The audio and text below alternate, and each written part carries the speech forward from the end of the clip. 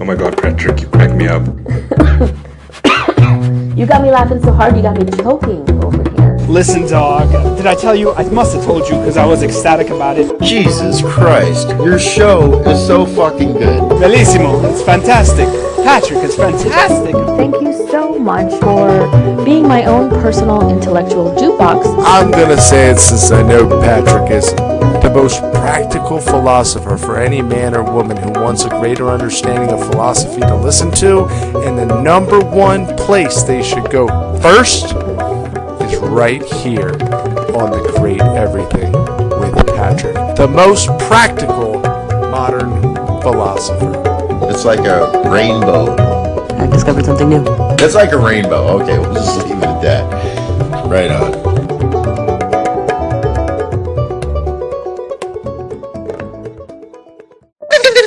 Good day, this is The Great Everything, a guide to becoming a better human. I'm Patrick, a former banking lawyer who saw the light and quit to dedicate my life to culture, philosophy, and the search for moral wisdom. Beethoven and barbecue are equal. Fact. Or more likely opinion, but still, it's one of the central beliefs that The Great Everything was founded on, that true greatness can be found anywhere, irrespective of genre or category. So I want to explore that a little today. I'm going to look at an article from the blog, and I think it was the very first one I ever did. We're going to talk about it. I'm going to give some additional commentary, and of course, if you want the actual article, go to the blog and look up Art, Donuts, and Transformation. Otherwise, keep listening. Basically, the topic is engaging with art, culture, food, anything really, but in a way that ensures that you are getting the most benefit and the maximum pleasure from it. It's about how to evaluate quality within and across categories, but in a way that isn't elitist or snobbish.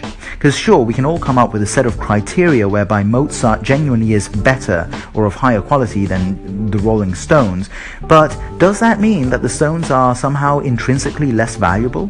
Might there not be a different set of criteria whereby the Stones actually come out on top? Because ultimately, the objective of life's pleasures, whether it's a slice of cherry pie or an amazing track by the Wu-Tang Clan, or a film by Stanley Kubrick or George Miller, it's to give pleasure. That's what it's there for. So, is there a way we can maximize that pleasure or increase the number of sources of pleasure that are available to us? I think that being able to do this, to find ways to keep engaging with new things and new pleasures, new genres, and to equally engage with the so-called highbrow and the lowbrow, what I call art and donuts, is, in my humble opinion, a clear step towards becoming better humans. Now, better how? Well, clearly more open-minded, more engaged, more interested, and thus more interesting, because of course you'll have more things you're passionate about. But also maybe kinder, because as I like to say, the more things you love, the happier you are, and a happier you is a better you. Now, you can listen to the whole discussion in the following segments, which I think is worth it, but if you're in a rush or simply lazy, here's some takeaways that will get explored in more detail in the show. 1. What matters is not whether a thing is art or donut, but its quality and impact. 2. Great things don't usually fall completely into one category or the other. Most great things are part art and part donut. 3, and this is for you snobs out there, how we relate and think about things is what makes us smart, not knowing about the thing itself. And 4, let's judge things for what they are, not what we want them to be. Ask yourself, what is it trying to do, and is it achieving it? So with that in mind, onward with today's show, Art, Donuts, and Transformation. In Italy, when somebody states the obvious as though it were some grand realization, he's mockingly complimented for inventing hot water. Hai scoperto l'acqua calda. Well, here's some hot water for you. There's nothing about a Michelin star meal that makes it inherently better than a burger. I'm sure most reasonable people would instinctively agree with that, right? I mean, after all, the elements that tend to make fine dining, quote, better, quality ingredients and craftsmanship, they're not the exclusive domain of haute cuisine. In fact, there's no guarantee that those elements will even be present in stuff that's labeled as fine dining. I mean, you know how annoying it is when you get those fake fine dining experiences.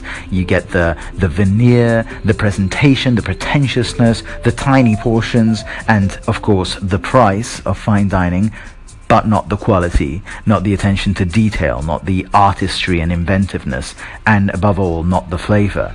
It's a total rip-off, and it makes you realize, well, there's nothing here that makes this fine dining, despite having those sort of ticked boxes in the manual for what makes it fine dining. But that makes you also appreciate the truth that there's nothing about a Michelin star meal that makes it inherently better than a burger. But the thing is, the more we look at ourselves and the people around us, the more we realize that this fairly trivial truth, this hot water, if you will, isn't something we actually tend to live by. In fact, sometimes it feels like there's a weird unspoken agreement between us that some categories of things are just superior to others. So opera is superior to techno, period drama is superior to action, and so on. And then you get the flip side. You've got the anti-snob approach, what's today called the populist approach. I'm not sure I agree with that term, but you know what I mean. It's the idea that artsy stuff is just cerebral and fancy, and therefore just can't grab you by the nuts the same way plain old rock and roll can. You know, I'll pick my meat and potatoes over that fancy stuff anytime. Sure, I mean, if all you're saying is what you prefer, then that's legit. But as an actual statement of something being better than something else, it's wrong. And either way, you're missing out. Because these dogmas, this idea that category X is just better than category Y, they run contrary to what we intuitively feel. But by unconsciously accepting these dogmas, we deprive ourselves of all manner of great experiences across a shit ton of categories. And missing out on something special just because we dismissed it, its whole genre, as being beneath us, above us, or just not our thing, I think that's dumb. Because both within the world of meat and potatoes and the world of delicate fancy stuff, there's good and there's bad. So to fix this attitude, I came up with a hot water takeaway. And this is hot water takeaway 1. What matters is not whether something is a fine work of art or a donut, but its quality and its impact. But here's something not quite as obvious. The impact is mostly determined by us. So let's break down these categories of highbrow and lowbrow a bit. When thinking about all the stuff that we enjoy and the different ways we enjoy it, it looks like pleasure falls somewhere between two extremes on a spectrum of enjoyment.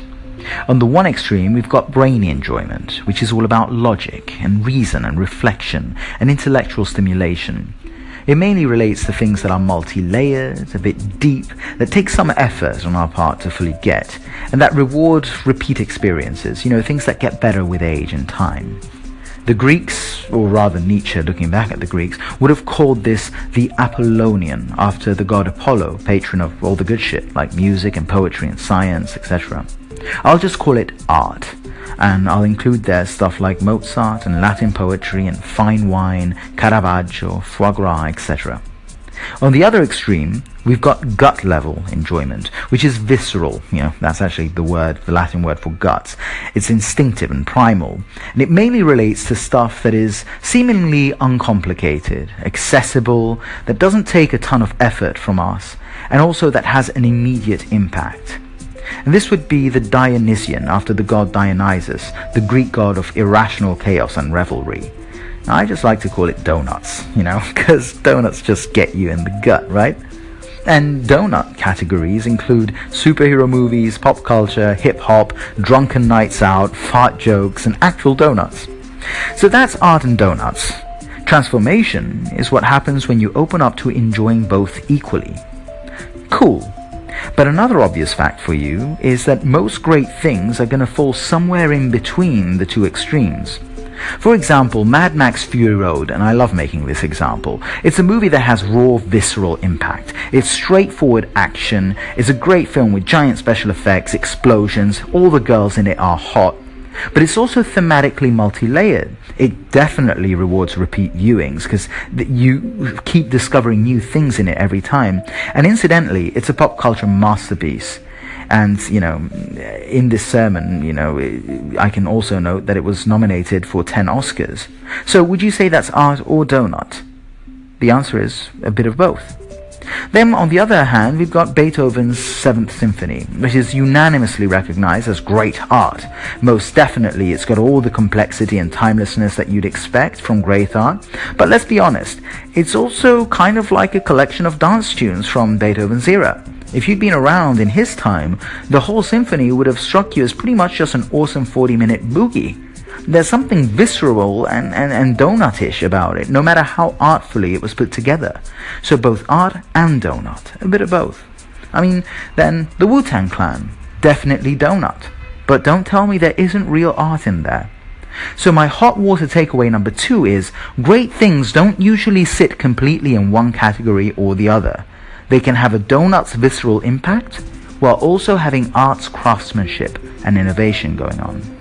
Most great things are part art, part donut. Art is superior to donuts. We've been told this forever. We've been told that certain activities are just better for your status. If you want to seem knowledgeable, you talk about Citizen Kane, not zombie movies. If you're refined, you order the foie gras, not the steak. And of course, having an art book on your coffee table will make you look way smarter than me with my Batgirl comics. Except, do any of us actually feel this way? Because we learn the takeaway points on the big art topics, and we might actually be into many of them. But yeah, when we're not around our boss or on a date or trying to impress someone, everyone knows we're all opening a Ben & Jerry's, we're watching a rom-com or an action movie, and we're bobbing our head to Taylor Swift. Okay, right, maybe not Taylor Swift, but you get the point, that really everyone just loves donuts. But in a scrambling, inauthentic effort to not look like simpletons, we relegate these pursuits to the status of guilty pleasures, never to be mentioned in polite society. Not cool, because there's no such thing as a guilty pleasure. By not respecting the lowbrow as much as the highbrow, what we actually are guilty of is robbing ourselves of the opportunity to experience greatness across a whole realm of different categories. There really is such a thing as a great donut. But if we want to be this open-minded for more than just 5 minutes, we'll need to tackle where this stigma against donuts, against the so-called lowbrow, comes from. Why is it that we automatically place art above donuts? That's what I'll be exploring in the next few segments. The first donut misconception is that art is associated with greatness and donuts with the everyday. The question to be starting with, I think, is why are we designed to find certain things beautiful? And the late philosopher Dennis Dutton, he's got a compelling evolutionary theory that I've shared with you in the past here on Anchor, but always in different contexts. So Dutton refers to the hand axes made by Homo erectus in Ethiopia about 1.5 million years ago.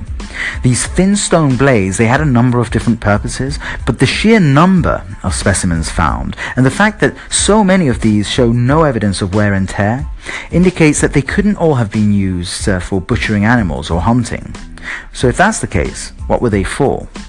The answer, according to Dutton, may have something to do with bumping uglies, what some like to refer to these days as fucking. Much like a peacock's tail, a finely made hand axe served as a useful indicator of desirable sexual qualities such as intelligence, fine motor control, planning ability. And just one step back for a second. Let's think about the period we're talking about here. This is 1.5 million years ago, so we're still struggling with how to use our thumbs in this time properly, We don't have the level of dexterity we have now. And if you look at some of these hand axes, right, you can look them up online or go to a museum, you can see that we're looking at real objects of skill. Like, it takes a human level skill to do that. And it's made even more astonishing if you then look at a reconstruction of a Homo erectus, basically an ape an ape that walks straight or straight-ish. It's quite amazing because you're looking at an ape that can create something that requires a human-level skill. So you can see why that ability to do something so incredibly masterful would give that Homo erectus a reproductive advantage over the less dexterous peers. So gradually, what started off as a practical tool for hunting and butchering, etc., was transformed into captivating aesthetic objects, contemplated both for their elegant shape and their virtuoso craftsmanship. That's a quote from Dutton. From prehistoric gadgets to the Tower of Pisa, we have evolved to admire works of great skill. In the words of Dutton, we find beauty in something done well. Fine, but what about donuts in all this? Well, donuts too can be something done brilliantly. There's examples all around us. The making of zombie satire Dawn of the Dead, and I'm talking the original, the George Romero movie, that required no less skill and technique and mastery than any art house movie. Some Scotch drinkers snobbishly ignore that the beautiful caramel complexity of bourbon didn't just arise by freak accident. Some extremely talented hillbilly actually created that. And sure, when we say barbecue, some picture the cheap chemical smokiness of McDonald's sauce, but try the ribs at Pappy's in St. Louis and get Mark to tell you all about it, and you'll realize the level of dedication needed to nail that perfect balance between sweet and spicy and smoky and tang. Making barbecue ribs at that level takes all the competence, the expertise and the skill and the command as you're likely to find in any great chef. So, let's debunk that first misconception that art is great and donuts are just everyday. And let's move on. The second donut misconception is that art is durable while donuts are temporary. Art is shaped by the culture and taste of its era, but when we tried asking 10 people what they thought makes a work of art great, we kept hearing the same notion pop up again and again, that great art possesses the quality of timelessness. Agreed. I mean, even though our idea of beauty is always changing, think of what passed for ultimate beauty in the time of the painter Rubens. You look at his paintings and you get all these models, posing as Aphrodite, Venus, with these big chunky thighs and their bellies. And today, of course, our model of beauty is entirely different. These skinny ladies and their thighs are nothing like Rubens's ones. Still, whenever we look at a great masterpiece, we feel that it's saying something universal that could apply equally to anyone. Who couldn't relate to reading the Latin poet Catullus's poem about his slutty ex? I hate you and I love you. How, you ask? I don't know, but I feel it, and I'm torn apart. Is that anything really so tied to what he must have been going through 2,000 years ago that we can't understand it? Does it really matter how long ago he wrote it? That's universal. We can all relate to it. On the other hand, we got our donuts, though. They're full of instant gratification. But can't that instant gratification also be timeless? Just look at classic horror movies like Nosferatu or The Exorcist. They still give us the shits to this day. Nosferatu scares me a bit. Not that much, really, but The Exorcist definitely scares me. But let's go a bit deeper than that. A few days ago, when I wrote the article, which I'm just reading now, like most days, I was talking about Texas brisket with Mark. And we were trying to work out exactly why we love Texas brisket so much. I think this was right in the aftermath of when we'd gone to Austin to try out Franklin's, which I heard just burned down a couple of weeks ago. Anyway, the point is that Mark and I came out that fundamentally this is a taste that's older than any of us, right? Think about it. It's basic. It speaks to us on a primal level. It's meat and it's fire, and it's the meeting between those two. So we both felt like we'd known that taste for millions of years. If art is timeless, then the donut is primordial. The third donut misconception is that art is refined and donuts are vulgar. But take the medieval English poet Geoffrey Chaucer, who liked to write about bums sticking out of windows and Absalom getting facefuls of fart, or that paragon of timelessness I mentioned in the last segment, the Roman poet Catullus, who, when he wasn't lovingly pining for his ex, he was calling her a whore and telling other girls that he was so horny he was boring holes through his tunic, or even the Roman poet Martial, who I talked about in his beautifully artistic poetry just a few days ago. The point is, with all that, it's cool because it's poetry, right? So that shows, though, that art certainly can be vulgar. And what's more, it also shows that today's vulgar donuts can become tomorrow's sophisticated art. There's also a fourth donut misconception, and that is that art boosts status, whereas donuts damage it. And I mentioned this before. Everybody loves donuts, though. And we figure that whenever we're pretending not to, it's because we're scared of being perceived as dimwits and as unsophisticated. Except the funny thing is that the people whose judgments we're worried about are also doing the same thing. And if not, just ask yourself this: are you really that concerned about the opinion of someone who will actually judge you negatively for being passionate about something lowbrow? Anyone who genuinely decides what to be into based on the status it'll grant him kinda definitely seems like a moron, objectively, if there is such a thing as objective. The point is, a book doesn't make you smart, and comics don't make you a dummy. If you're talking cinema and you tell me that you only watch Bulgarian art house classics, you're not some expert, you're a fool. So my hot water takeaway number 3 is what's smart, or not smart, isn't the thing we're experiencing, but the way we think about and relate to it. So we're finally here. We cleared it up. Donuts aren't inherently inferior to art. In fact, they can give us just as great an experience as any piece of art, depending on how we choose to engage.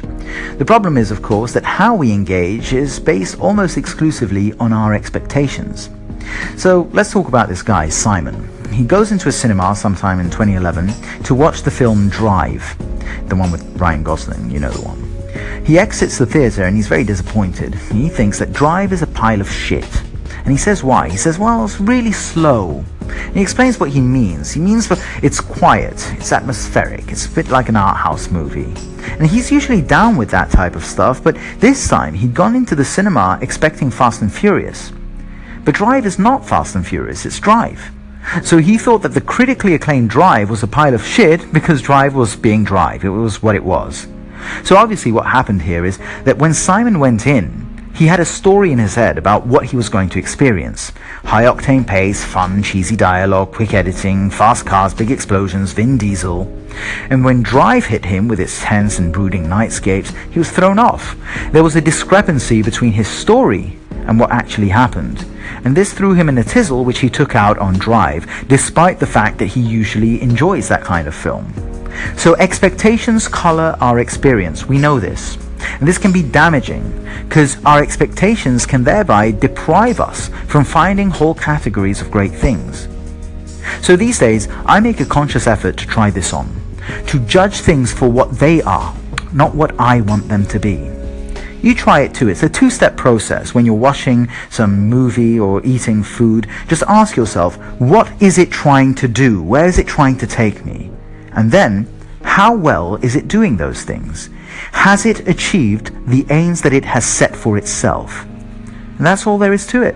And it works even better with stuff that you aren't enjoying. I'm not saying you can't enjoy anything by doing the above. It's not like you can enjoy something you hate, but the point is that you're taking yourself, your biases, your expectations out of the equation.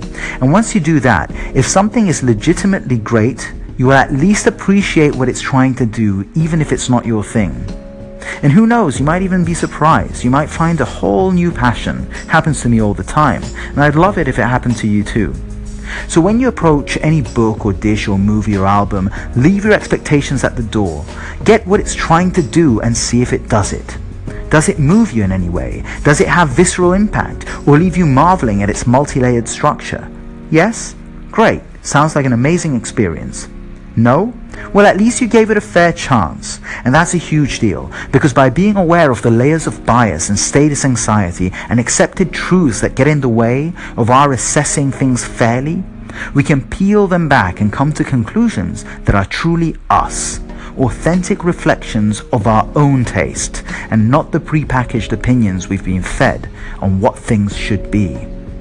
Art or donut, be open to letting it take you where it wants to. Look for greatness in everything. It means giving yourself a chance to have a richer, more rewarding experience from anything. So, to cap that all up, the takeaways. What matters is not whether a thing is art or donut, but its quality and impact. Let's not dismiss something solely because we assume it's lowbrow. Great things don't usually fall completely into one category or the other. They can have a donut's visceral impact while also having art's multi-layered structure. And how we relate and think about things is what makes us smart, not knowing about the thing itself. And finally, let's judge things for what they are, not what we want them to be. Let's ask ourselves, what is it trying to do, and is it achieving that? Guys, this has been a pleasure. As always, if you like this, share it, tell people about it, like it, comment, call in, let me know what you thought, etc, etc, etc. I'd really like it if you could join the newsletter thingamajig thing on the thegreateverything.com. There's a little thing where you can just put in your email and I can send you a weekly newsletter where I tell you what Mark and I have been reading, what we've been thinking about, and anything interesting that we've done in terms of content. We like to call things content these days. Point is, spread the word. I do a lot of this shit for free. Well, in fact, I do it all for free. And, well, things, I guess it's just part of a life project to do good things for free. A bit like Jesus. Don't quote me on that. But anyway, thanks for listening. I hope you share and have a great day. Can you dig it? Reef from Medicine Remix, obviously a huge fan of the show. Can you dig it? Please, please, please go ahead and do that. That series. Can you dig it?